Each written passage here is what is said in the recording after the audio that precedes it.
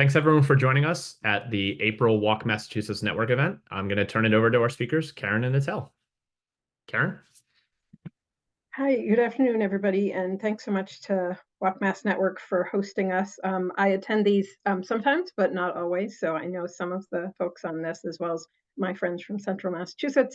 So I'm Karin Valentine Goins. I'm here today really representing WalkBikeWorcester, which we're going to talk about a little bit more, but we'll also say that my day job is with the Prevention Research Center at UMass Chan Medical School, which will have, it's related to one thing that we'll probably mention today.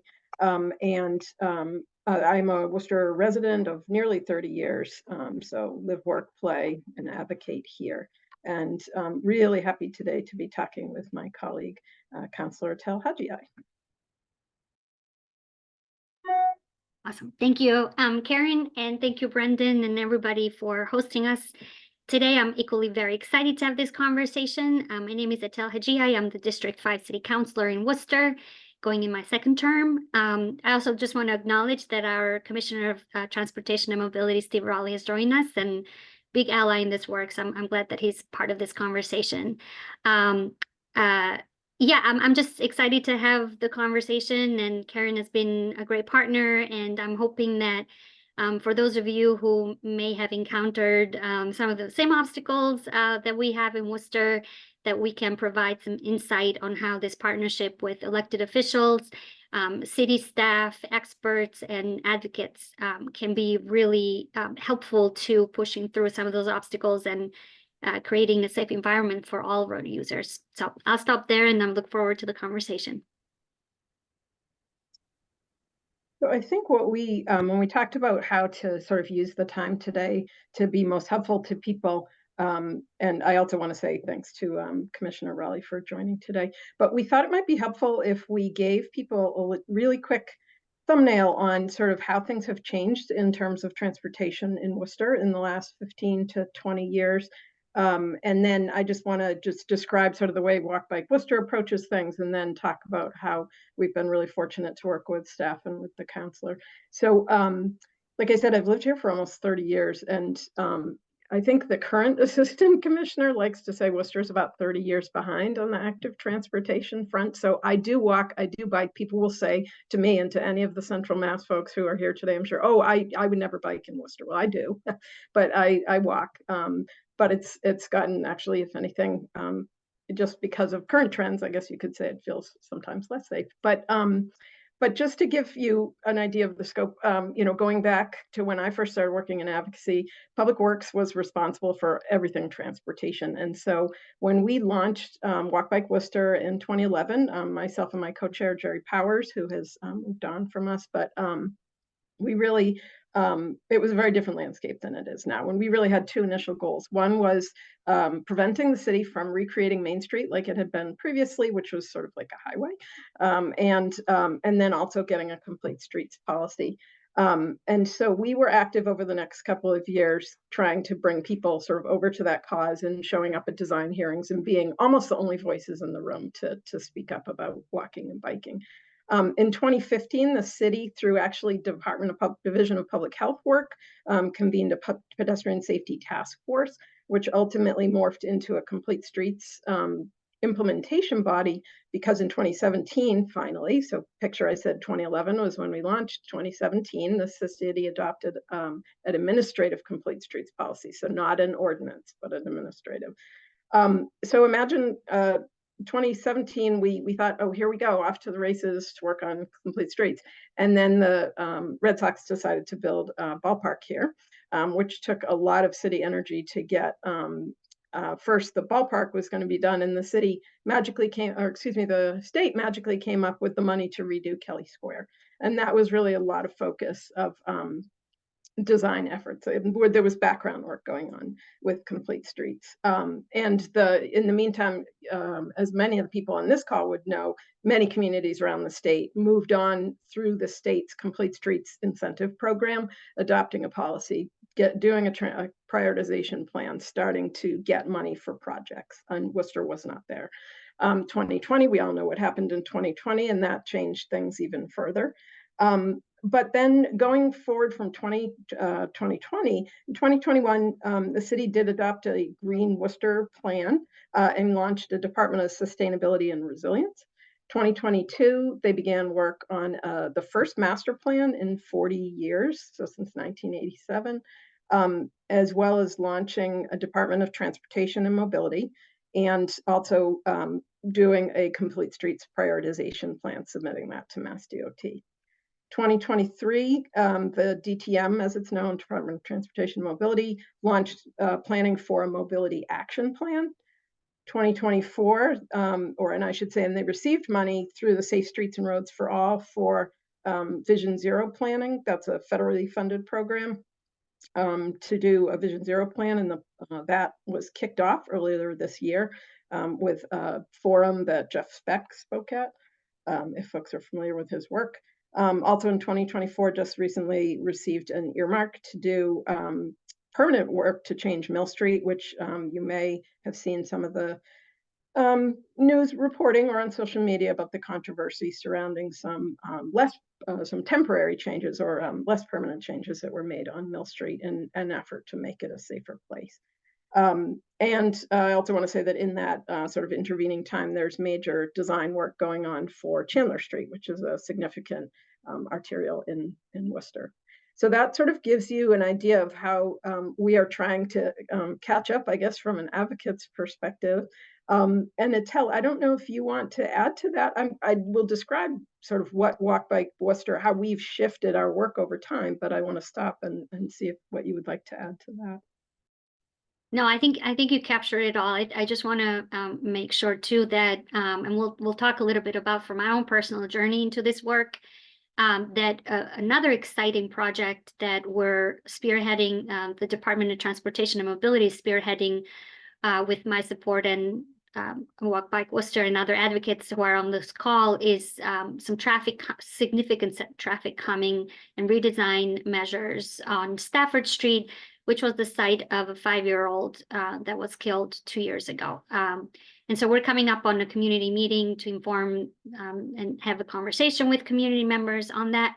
But that's just another exciting improvement, at least I think from our perspective. Some people may disagree. That's coming up to add it to the list of improvements and progress that Karin had mentioned. Yeah, and it's also an example of you know, as an advocate or someone who likes to geek out on the details, that work is being done sort of with money that the city would spend in a typical year anyway, to do what would have been just resurfacing a few years ago. And now that the city is using much more imaginatively to promote safety, that becomes as much a part of it as getting, I traveled Stafford Street the other day in a car, and yes, in fact, it is pretty bad on the surface. But just to do that kind of incremental change is huge. So I just want to say, and it's a lead up to, and then I would like Etel to describe her journey, is one of the things I talked to WalkMass about, and you know, some of our other strong partners there's an e-bike program that Mass Bike has here in the city. Division of Public Health has remained a strong partner in this. But the advocacy needs have really changed over time. I talked about how initially it was really us being in opposition to what forces in the city wanted to do. That need, the effort has matured, I guess you could say, to where the advocacy that's needed is really building public knowledge and awareness and support for the really impressive things that are coming, the really exciting things that are coming from an active transportation standpoint. Because there is a lot of, I sometimes have to be reminded of how a lot of people don't spend their days with their head in this space, and that they really don't necessarily understand the benefits to all roadway users of making the streets safer, specifically safe for walking and biking, and how that improves everyone's experience. So, and I will directly say that it's not just building public support sounds very almost anodyne, sounds very positive, but we literally have to counter misinformation that is deliberately spread. And I'll just use a recent example that Mill Street, there was the city used, again, resurfacing money to take a 2 lanes in each direction, reduced it to 1 lane in each direction, reduced the width of the travel lanes, took the extra space to add a buffer and a protected bike lane. And there was information being spread that there had been 40 crashes since the striping was finished. It wasn't true. So I guess it's just, that's a role I didn't quite expect along the way. Like public education, I come from public health, we're all about education, right? But did not realize that the misinformation would be this strong and that we would need to, gather our partners to work on that.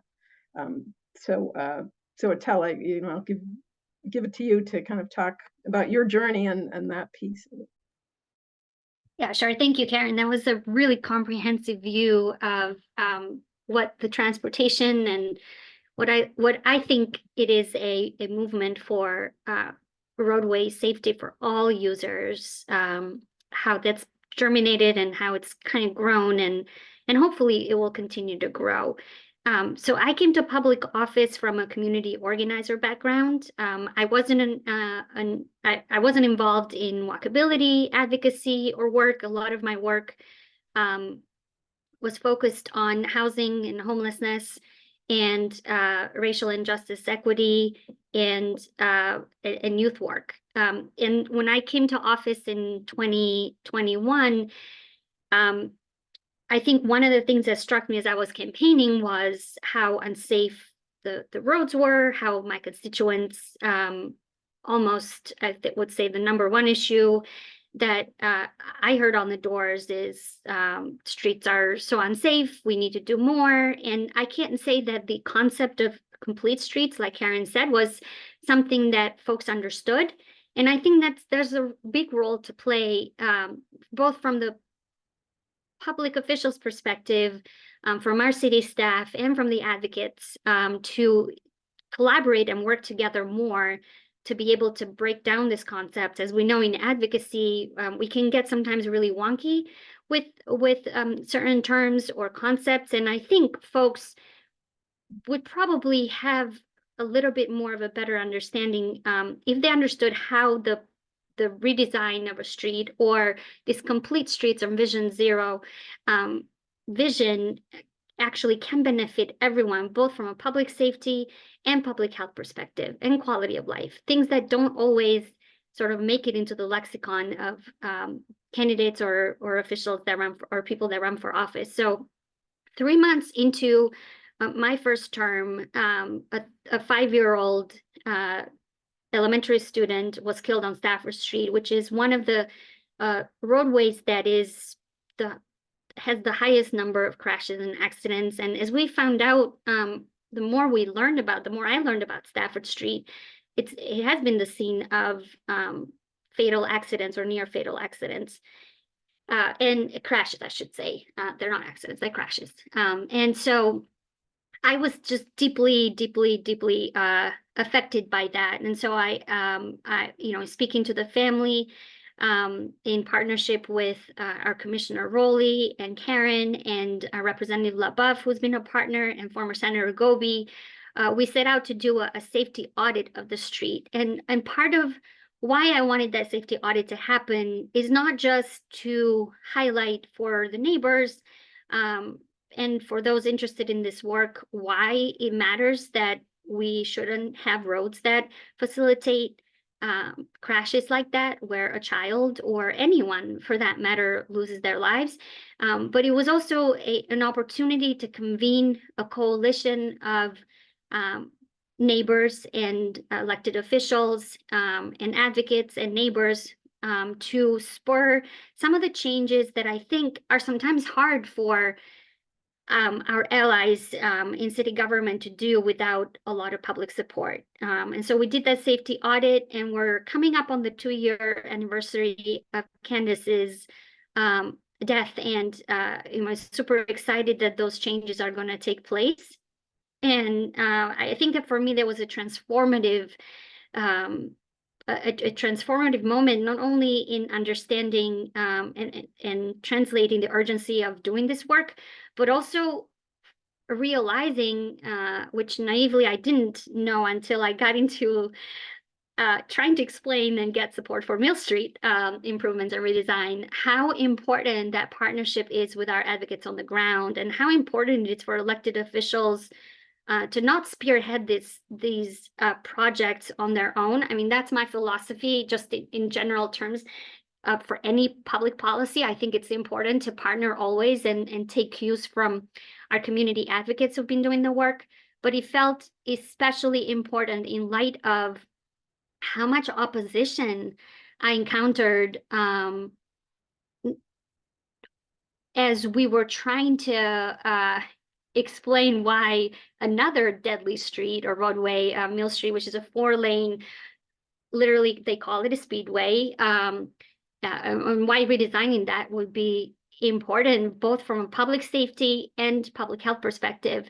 I would have to say that after Candace's death, and after we, Karin and I, WalkBikeWorcester, partnered even more for, to raise awareness around Vision Zero. We partnered with our DTM staff to kind of get more public support. But it was really heartbreaking to me how much misinformation derailed a lot of our public discourse on what roadway safety is for all users, particularly for this section of Mill Street that was getting resurfaced. The roadway was so bad that the DPW commissioner didn't feel comfortable with cars driving on it. And so it was a perfect example. While a street is being resurfaced, we can also spend, and I want to mention this some because some people, again,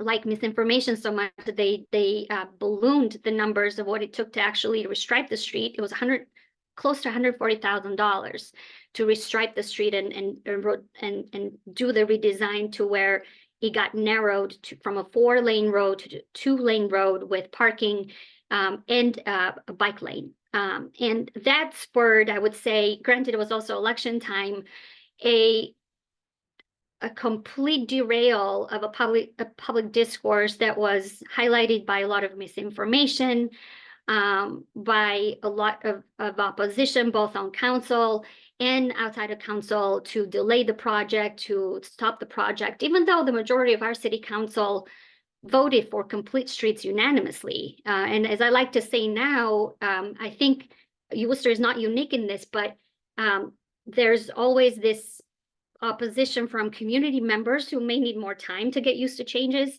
They may also need a little bit more fact checking to get buy-in. But we don't like to actually work towards a policy such as complete streets until we get opposition from our constituents. And I think for me as an elected official, it was a tough road because I both had to be responsive to constituents who felt unsettled by the sudden changes and need more time to get used to them, encounter the misinformation that makes our jobs that much harder. So when we have new projects, it takes that much longer to get buy-in from people. And most importantly, it delays the important work of having safe streets for everyone, which is ultimately what every single constituent that I talked to when I campaigned and was on the roads said to me is, we need safe streets. Well, okay, here's a project that does that. And it is very disappointing sometimes to see pushback from colleagues on the city council when they all in their literature and all in campaigning mentioned that they want to do safe streets, they want to campaign for public safety and safe roads. Until we get to the point where we actually do those projects, then everything is basically thrown out of the window. So I think for me, it's important both that public officials are educated on the policies that are needed, that they base their opinions and their statements and their advocacy on data, on best practices, and that they support the staff that actually do this work. And it's been incredibly hurtful to me, both on council and outside of council, to just see the kind of hostility, I would say, towards people that actually have the expertise to do this work, such as our city staff. And they work really hard, as we do all. And, yes, we can always do better with communication and trying to, trying to get buy-in as much as we can before these projects roll around. But I would say in general, it's been very disheartening in Worcester to see the immense opposition to projects that literally every single person in Worcester would benefit from. Karin mentioned, for example, some misinformation that made it to the city council floor. There's been 40 crashes, 40, or every accident or unfortunate. There was a gentleman who unfortunately passed away and died as a result of an accident on Mill Street, that it's immediately attributed to a design that's been successfully implemented in other communities. And so it takes so much work for both those of us that support this work, and the advocates and the city staff, to then have to spend so much time and resources having to correct that misinformation so that the public doesn't get bogged down by fear-based narratives that are just a complete obstacle and barrier to the work that we're trying to do for all residents. That was fantastic, like from both of you. Thank you so much for like the level setting of that. I was like furiously like trying to write down some notes of things I wanted to ask about that. Both of you kind of stressed the misinformation piece here that like sort of took over a narrative of let's talk about Mill Street and how so much time was spent pushing back on that. Are there things we can learn from that for future projects of like front loading FAQs about what a project is and isn't? Because I know like sometimes when I go to, I get a release about a project that's coming up, and sometimes it like doesn't have much information because they want you to come to the meeting to learn more about it. Like, should we be doing more in that initial release, announcing that there is a public meeting about a project with what it is and what it isn't? And then my follow-up question is, are we also like really, has there been such a hollowing out of the media landscape in places like Worcester, like with the Telegram and Gazette being so much smaller than it once was, that like there is like this other unbiased source that maybe used to share some of this information in advance that we're just missing right now? Yeah, I think it's a multi-pronged, from at least from my perspective, it's a multi-pronged approach. I think in general, city governments can do a better job with communicating ahead of time, and that's also a function of how small the departments are, and how little capacity there is to do a proper, prepping and having community meetings. And so I think that the city does the best they can. Yes, of course, we could do more. I saw my role as a district councilor, particularly as more of a communicator and trying to mediate these different oppositional forces, and both trying to listen and be empathetic and understanding that for some people this is going to be a really, really hard, it might take time to get used to something that went from one way to a completely different way, and at the same time realizing that we're spending hours and hours, whether that's for me neighborhood meetings or the city staff coming to some of the meetings to explain this information, that regardless of how much data we produce, there was always a small contingent of people that just refused to accept it. I think as somebody's mentioning, Oliver is mentioning on the chat, I think that this became a political football in my campaign, and became a central a grievance against my supporting and not listening to constituents, or supporting projects that are sometimes seen as communist for some strange reason. And so it was really hard to combat both. Also, I'm a part-time city councilor working a full-time job, and the city council job is a full-time job in of itself. So my capacity to to be able, with no staff and no support other than the advocates that are here on the call that really stepped up to the plate, it was very limited.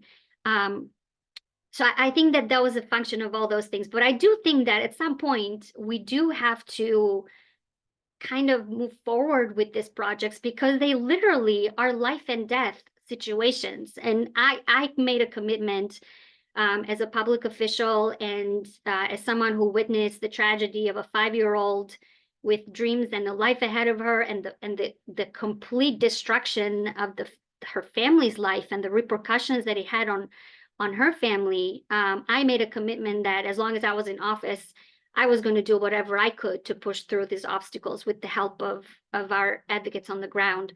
I think the other part of it is, which I haven't figured out, I don't know if some of the folks that are listening maybe have different ideas. I don't really know if in other communities there is such immense pushback similar alike to topics around zoning and housing and homelessness. It feels like this is like right up there for some reason, even though in my view this would be one of the least controversial, the low fruit, the best policy that shouldn't have any controversy around it. And I can't figure out why in our city and maybe in other communities this draws so much controversy. And it's really disheartening because there's like so much more stuff that people like me working, in the front lines of homelessness and housing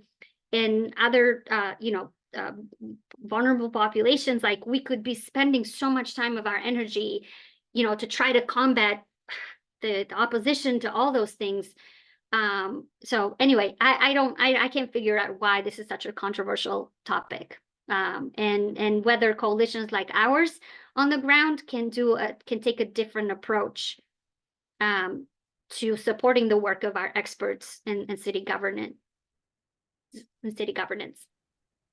I actually want to just jump on tag onto a couple things that Etel said there. And maybe I'll actually start with that, but it's turning it just a little bit, which is that both in the work that I do and in the advocacy, I think that we see nationwide that linking what you're describing, Etel, is sort of the painful part of it, but linking road safety to other issues actually is, and the sort of, again, wonky term, but co-benefits, all the ways in which better safety and reduce, leads to less vehicle travel, which leads to everything from less air pollution to greater physical activity, to now there's a huge focus in public health on social connection and the lack thereof, loneliness epidemic. What's one of the best ways to reconnect people? Have them outside of a vehicle and moving around. So I think that that it is, I've lived in Worcester, as I said, for almost 30 years. And I would say, is it just Worcester or is everywhere like this? And hopefully it's not just Worcester, but some unique vitriol that was expressed over the last 1 to 2 years on these issues. But another piece I wanted to pick up on was your point of sometimes just pushing forward. And one of the things I want to say is that recently the city manager and the chief of police responded to a request from a councilor asking for the actual crash data, very preliminary because it's really not a long enough period of time to make a sound judgment, but they presented it very calmly, very factually, and they put it out there and they didn't let it blow up, I guess you could say. And I really felt to me, we'll see going forward, like almost a turning point. Like the fact that it was just including the chief of police said the crashes have not increased. And that therefore nobody said out loud, well, that was a lie, 40 crashes was a lie. But it was sort of there still. The fact of it was there. So that to me felt really, really affirming. And I guess 2 more pieces that I wanted to just point out was the Brendan, you said up front something about more information in public meetings, and I know Etel has said certainly everybody can always provide more information in advance, and we'll get better at that. But I think we all know that only a subset of people come to public meetings, and so it's certainly not the only way to manage information. And Worcester Public Schools now require information in 7 different languages, just to give people an illustration, just a tiny slice of what the diversity in Worcester is like. And I know I personally have learned the value of, and had some experience now in door-to-door kind of work, and gotten some comfort with doing that, having started from a campaign perspective. But I ended up having great conversations last fall about road safety. Like, it presented an opportunity. And so I think that that kind of interaction with people to allay their fears directly. I mean, I was out running one morning and I had a conversation with someone on Mill Street about it. And she admitted by the end of the conversation that yes, in fact, the vehicles did seem to be going slower than they had been. And that's something that I guess I tease the city staff about, saying, you know, you guys are the designers of the roads, and you do the plans and you implement the plans, but there's others of us out here who are going to be part of a better way to deliver some of the messages, some of the education. Division of Public Health has taken that on to some extent, but there's still going to be limitations. I tend to think of, there's like inside outside work. There's some folks, you know, Etel has relationships with DTM that I'm not part of. I'm an advocate, I'm on the outside. I have relationships with the elected officials that, you know, we exchange information in a certain direction. I sit on the complete streets body for the city, so I have communications that go in that direction, from, you know, advocacy to city staff information, or the other way around. So I just think that there's lots of ways in which the more people are talking about it from different directions, the more help it's going to be. Improving the ecosystem, I guess. Yeah, I like that you said that, Karin. And also, like, sometimes a message that someone from inside the city is sharing, like, it's more effective if you're a resident and you are also standing up at a public meeting and sharing, like, how these changes can impact you and your neighbors, and like how your kids get to school, like being able to share. But if a room is entirely toxic and negative, that's very difficult to do. So, like, but it gets easier when there are other people alongside you that are also there saying the same thing, and, you know, being there supporting each other, and, you know, making sure that people know, like, yeah, it's not all just cranks. Like, it is, you know, everyday people who don't want to come to these meetings, and they just want to be able to get along around their community safely. So, like, I think that's great. I just want to take one step back. Like, the amount of stuff that you talked about, Karin, that has been going on in Worcester, like, it's fantastic. Like, I think we need to, like, pause a minute and just say, like, a lot of great stuff has been happening in Worcester. So, like, let's pause and just be like, yeah, this is good. Like, great stuff, great stuff. One thing that you didn't mention is also, like, the WRTA, like the fare free bus service that can one of you talk a little bit about that? Because I believe it's the longest fare free service in Massachusetts right now. Yeah, it is. That's and again, kudos to the Zero Fare Coalition. And I was just very proud to work right alongside them. And again, I really cannot emphasize enough how these successes cannot happen without community organizing and swelling. And this small group of advocates, small but mighty, you know, have been pushing since 2019, and probably even, but the 2019 is when Zero Fare really took, the topic sort of became more of a part of a public discourse. So that is huge. And even with that success, you get people who are still grumpy about it. You know, it's only for low-income people. It's only for, as if our folks that are struggling at the intersections of poverty and economic disadvantage do not deserve to have a public transportation that works for them, but also for everybody. And so I'm excited to see that flourish in Worcester. I think that the data shows that since then, more riders have been using the system. I think that we have a more progressive administrator of the WRTA, which I think is a good departure from previous administrators that were opposed to it. I think we have, it's good that we have some of our transportation folks who are on the board. And I do have to say that, we still have to push harder for WRTA to be a more connected service and more frequent and to serve everyone. But it is a huge success, and I couldn't be more proud of the advocates that made it happen. Yeah, and having a strong RTA system similar to a strong TRIN system with the MBTA, like it makes it so more people can not have to rely on a vehicle. Like they can be more multimodal. They can walk, they can bike for some trips, and they can take the bus as well. MassDOT also like looked at crash data across the state, and I think it was between 30 and 40% of all pedestrian injury crashes happened within like 200 feet of a bus stop. So that includes RTAs, MBTA bus stops. Doesn't mean the person was taking the bus or getting off the bus, but it's in that proximity. So there is apparently going to be more of a priority from MassDOT to make more pedestrian improvements in or around bus stops. So, how might that impact, Worcester? Like, are the bus routes on streets like Mill Street and Stafford Street, like these arterials? Yeah, I mean, I guess I'll jump in there and say that yeah, many of the actually I think Commissioner Rowley's not on anymore, but like near where he lives, there's a place where you have to cross 4 lanes to get back from where the bus would drop you off with 0 crossing accommodation. It's on a curve or sort of a double curve, and so yeah, I think that I had not heard that information. I'm glad they're sort of focusing on it. Because I guess what I'll add to that is that Worcester is probably a place that is, although I completely agree with the councilor about improving the service, the timeliness and the amount of service. But I think the reality is in the United States, Worcester's never going to be a transit-rich place.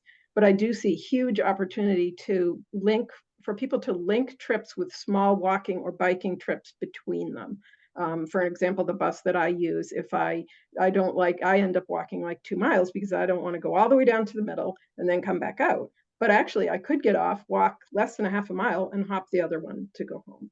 That then people are getting a little incidental physical activity. That's for able-bodied. I recognize the limitations to that. But so if you think about improving walkability, bikeability around stops, you could actually get partway to that kind of goal.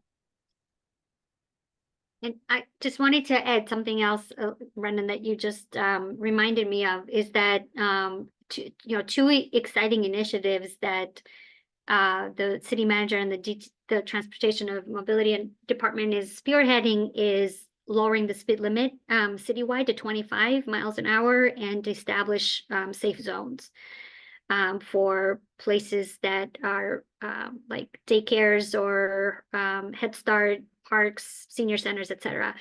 And I am really hopeful that we can pass that. It's still stuck in the traffic and parking committee, which hopefully will come out of there soon. But one of the things that I was thinking as Karin was talking is that, it doesn't matter how many times we link public safety to public health in terms of the intersectionality of these policies and the benefits that they have on a multi-pronged arenas. I am always just puzzled by people's opposition to things like lowering the speed limit, because that's not going to do anything, or over reliance on traffic enforcement. If you talk to our traffic division, the police officers, which I work very closely with, they will tell you that traffic enforcement works, temporarily. It's a band-aid. It doesn't change behavior. It doesn't change the outlook. The road still facilitates speeding and aggressive driving, and so it's important. It was really good that our chief of police actually came out in support of using all 3 E's: education, engineering, and enforcement, and not seeing one or the other as the only way that we can bring safety onto our roads. So That is an unusual thing to do for a police department. And I'm hoping that we can keep that kind of mentality going as we move forward into these other projects. Great. We're going to take some questions now. It looks like Judy has her hand up. Judy, if you want to. Yeah, thank you for this wonderful conversation. Karin, thank you for the multiple hats that you wear. And Etel, thank you for sharing the good, the bad, and the ugly about being a public official, because it is, in totality, that is part of it. Just a couple of comments. I was born in Worcester. I still have family in Worcester. My parents are both from Worcester, so I get it. Actually, my mom grew up in that part of town near Webster Square, so I understand personally, you know, what it looks like out there. And I was all for the donut of Kelly Square, so yay. Anyways, for Safe Routes to School, just a different approach, the different but same. So, you know, sometimes when you meet this, at least from our experience working with the kiddos, when you hit this inertia, it's all baby steps.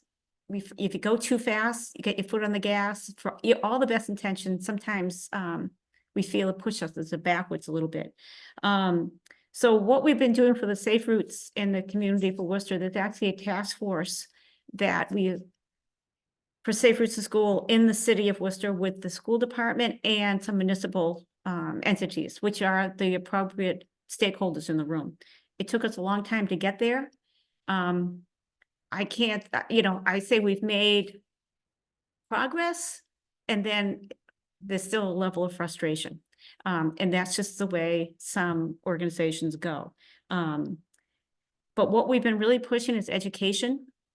So, you know, it's one thing to go to the drivers, but we're trying to go for, you know, the youngest vulnerable road users, and just talking about those life skills that you need in order to, you know, make everybody, you know, more aware and cognizant of themselves.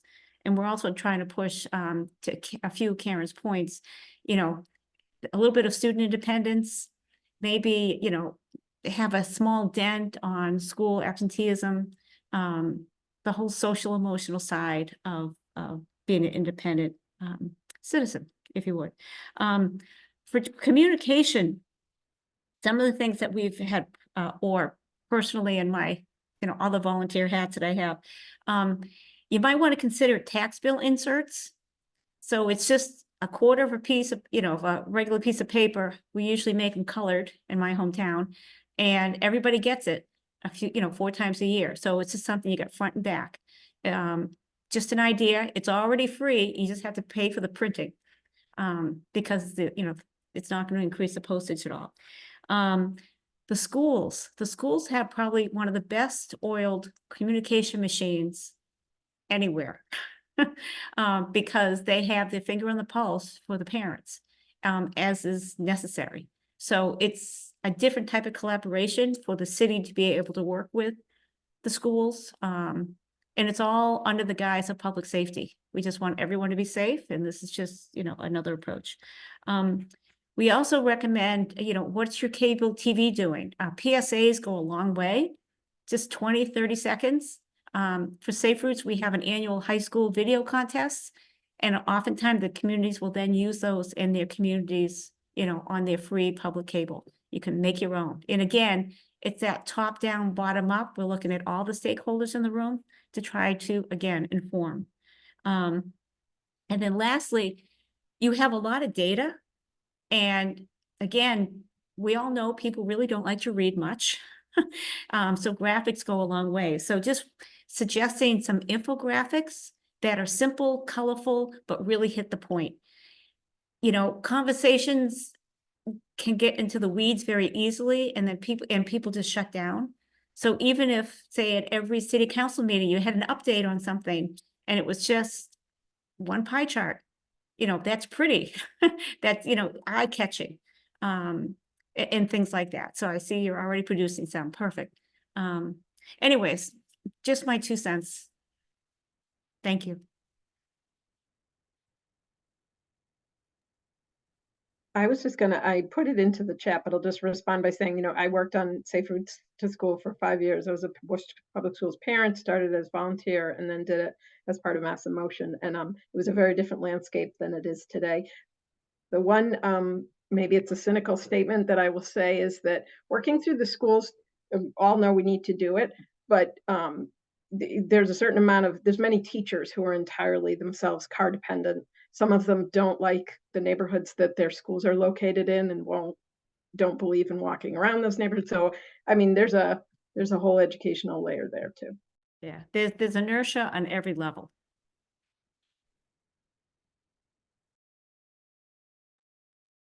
Great. Yeah, so if anyone else has questions, please raise your hand and we can call on you, or if you want to add it in the chat as well. Okay, we got some more hands up. Let's go to Seth. You want to ask a question? Hey y'all, thanks for the great conversation and the great work that you do. I definitely am not as involved in Worcester, so I'm happy to hear about the work that y'all are doing there and just some of your background. Would love to hear more about the safety audit that you mentioned earlier and your perspective on those as a tool for future use, just kind of generally. Yeah, definitely. And Karin can talk more about the safety audits that she and the Department of Public Health have been leading. For me, this was just very basic, gathering and convening some stakeholders, including a couple of the businesses in front of Stafford, in front of the scene where Candace died. And just kind of saying, hey, I need you guys to have the ear of the transportation commissioner. And I need you to walk with us and tell us, like, how do you experience as residents, as business owners, how do you experience this stretch of Stafford Street? And we didn't walk the entire street, we walked, you know, a segment of it. We also had folks with disabilities that wanted to join, that shared their perspective on how unsafe it was for them. And I think the value for me was, I was able to bring a circle of stakeholders together outside of City Hall premises, outside of a formal meeting, and just say, hey, we kind of just all are pained by this experience, you know, watching this family that just lost their 5-year-old. Can we do something about it? And, you know, those changes that came out of that audit, again, we had an ally and a champion in our transportation mobility department. If the Commissioner Rowley wasn't, and his staff weren't, and the city manager, they weren't bought into this concept, I don't think any of these changes would have happened. But they listened to us and they championed the cause. So I saw it as a community organizing opportunity on my end, and a way to connect with constituents in a different way. And I, you know, it took 2 years, and I feel sad that it's taken 2 years, but our government moves slowly, and there's logistical issues in place. But the value for me is that it came from that neighborhood, and it came from advocates, regardless if they were abutters or they were living in that area or not. It felt like we had some really great conversations. I know Oliver was part of it. I know Karin was part of it. And in actuality, we did it as a joint effort with WalkBikeWorcester and some of the neighborhood leaders. I wish I could do more of those, you know, before we, you know, more as a proactive way of identifying issues that residents have, and not when a tragedy happens. But I honestly love doing these community events. And I also love the opportunity for the small conversations that happened. Like, we were paired with each other, and I could hear Karin talking to somebody, and I could hear another person talking to me. And several news articles also came out of that, which I thought was really good. And what that did is it gave us an opportunity to keep the conversation going, and to center the experience, seeing the human side of this, I think, is important for for me. So, you know, we can talk about 40 crashes or the lack of 40 crashes, or the kid that got hit, almost died, coming out of the school bus. I always think that even though this is not going to work for everybody, that the value of centering the human stories in this convenings is so critical, because at the end of the day, I don't think there is anyone, even the folks that most opposed anything that I had to say about this project, that disagreed with me that Mill Street or Stafford Street are safe streets to drive or walk or roll or you know, use. Like, everybody agrees on that. We just sometimes disagree on how long it takes for people to get used to those changes. Really good question. I appreciate it. Great. And I love your the way you love walk audits. Like, getting people out on the street is a super powerful way to really, you know, experience how people experience the street. We dropped a link in the chat too for our Walk Audit Academy, which was something that we actually piloted in Worcester with some of the people on this call. And, you know, it was a great process working with Karin on getting that going. There's one more question. I think Johnny had his hand up. Yeah. Thank you again, Etel and Karin, for sharing a little bit about what you are both doing in Worcester. I think Brendan might have touched upon this topic at the beginning, but I'm curious just because this is has popped up many times throughout my life here in Chelsea. Once during combating misinformation during the pandemic, was doing COVID response. There was misinformation out there about the vaccine causing like infertility in women, and then more recently, a bus lane was implemented in downtown Chelsea, and people were talking about there's misinformation about that causing congestion, slowing down traffic, the efficacy of the actual bus lane itself, which when looking at the data that was produced, that was also false. And now, more recently, in my role as like a elected official on school committee, negotiations are happening for contracts, and one of the items that folks are really interested in is paid parental leave, and misinformation seems to also be popping up. So I'm just wondering, I know it was talked about like front loading some of this information like at the front, but how do we also not just front, it's great to have that information at the front, but how do we like continuously sparse it out throughout this process, right? So whether that was during the pilot phase of this bus lane in Chelsea, it's now permanent, thankfully, throughout like, yeah, how do we combat that? Just because it seems to keep popping up again and again, just in like different forms in my life.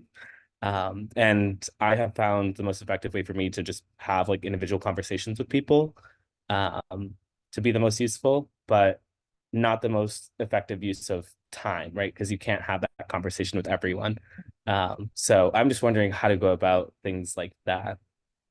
And also the online stuff that happens as well, right? Because sometimes there are folks that are moving against you online or moving against a certain priority online. And that seems to be also a challenge as well.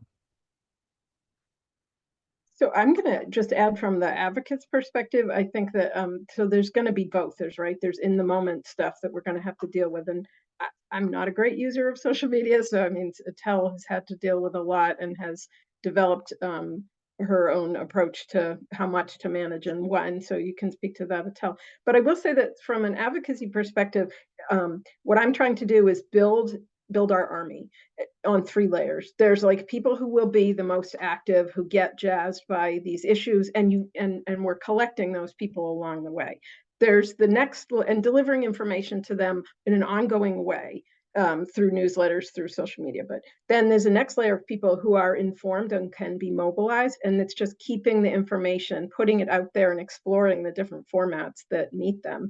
And then the last ones being just people that you want to have that information so that they're correcting their friends who are saying, my favorite local latest story is go to a guy who's a massage therapist. His mom lives near Mill Street. First day I go to see him, he's spouting some stuff that he had just heard from people.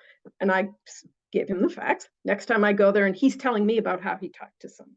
And I think it's that spreading that way, that organic. I think that is possible and frankly kind of fun to think of doing it that way. But Etel, I don't know if you want to talk more about just the in the moment response, like for social media.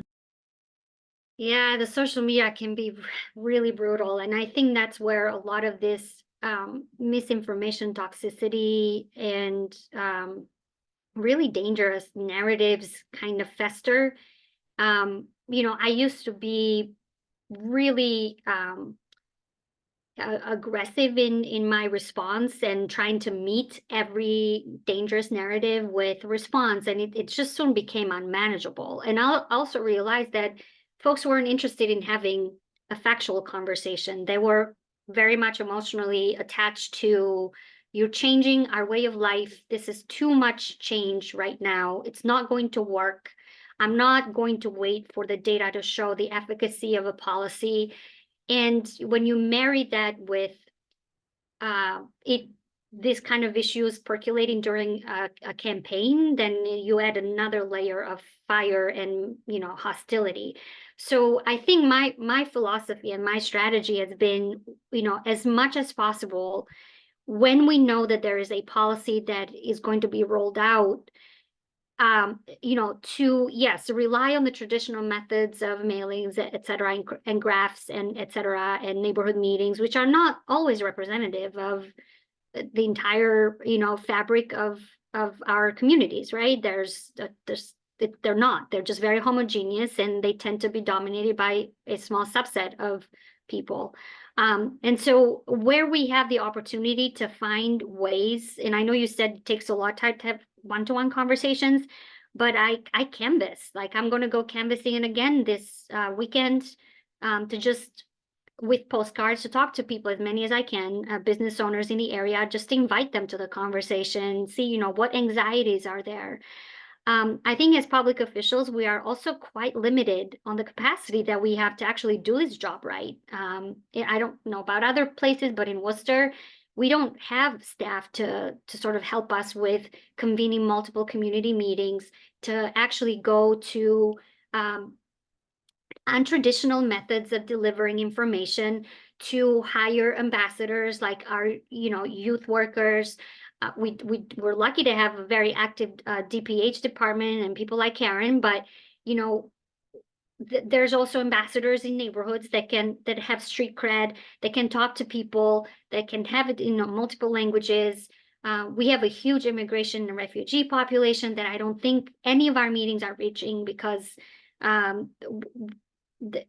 we just, our communication sometimes tends to be very monolithic and very homogeneous. And in my view, from my experience as a community organizer, we have to use all methods and try to cater our communication to the populations that we need to reach, to talk and bring into the conversation. And our community meetings aren't always the best way to do that. So I think that we need to equip our departments of transportation and mobilities in our city governments with more people, so that they're not limited by just a staff of 7 or 8 to do this work. It is a lot of work.